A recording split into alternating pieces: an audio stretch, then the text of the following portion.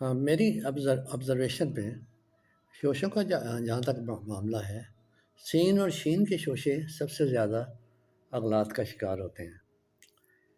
سین کے شوشے میں صرف یہ، جیسے پہلے بھی میں نے عرض کیا تھا، یہ حصہ ہے جو اتنا 1، یہ 2 اور یہ 3، یہ 3 شوشے بنے۔ تو اکثر لوگ کیا کرتے ہیں کہ بس یہاں شروع ہوتے ہیں، اس طرح سے بنا دیتے ہیں، جو کہ ایک بالکل غلط، بس سپیڈ میں بھی بنا دیتے ہیں، اور نہ پھر ان چیزوں کا زیادہ لحاظ رکھا جاتا ہے چیکنگ وغیرہ میں۔ اساتذہ اور طلباء کی بات کر رہا ہوں ان میں خاص طور پہ۔ تو یہ اسی طرح سے یہ غلطیاں ہیں۔ اب میری سمجھ میں نہیں آتا جب میں کریٹیکلی تھوڑا سا دیکھوں کہ یہ لفظ کہاں سے شروع ہوا ہے اور کہاں ختم ہو رہا ہے، یہاں تک کا ہے جو۔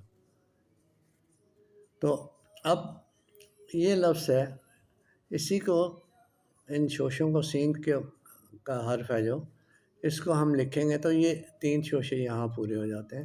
جیسے میں نے عرض کی تھی کہ یہاں سے ایک یہ 2، اور تیسرا یہ خم جو ہے یہ ان کا شوشہ ہے۔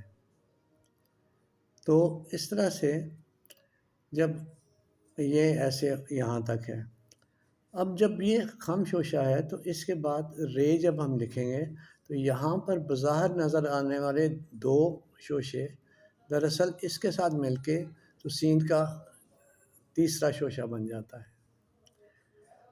تو اس کے بعد جیسے اسے میں نے تو زیادہ کلیئر کرنے کے لیے یہ لفظ چنا ہے کہ سین، اور یہ یہاں تک شوشے ہو گئے، رے سر، سین، یہ 3 شوشے، تیسرا یہ ہو گیا، اور یہ خم جو میں پہلے بھی ذکر کیا پہلی ویڈیو میں، یہ بے کا بن جائے گا شوشہ، سر سبز، یہ رے اڑے زے اس طرح سے بنے گا۔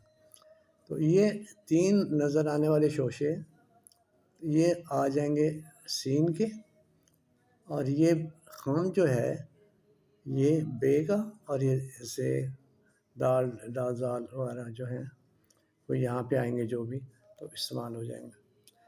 تو اسی طرح یہ دیکھیے، یہ یہاں سے یہاں تک یہ شین کا شوشے آگے 3، 1 2 3، یہ اس کے ساتھ ملانے کے لیے ہے یہاں تک، اور یہ رے شہر۔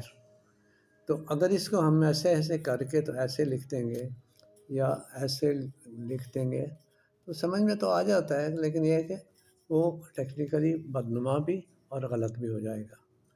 ٹھیک ہے جی، بس ان باتوں کا خیال رکھیں تو صاف ستھری لکھائی میں ہمیں مدد مل سکتی ہے۔ شکریہ۔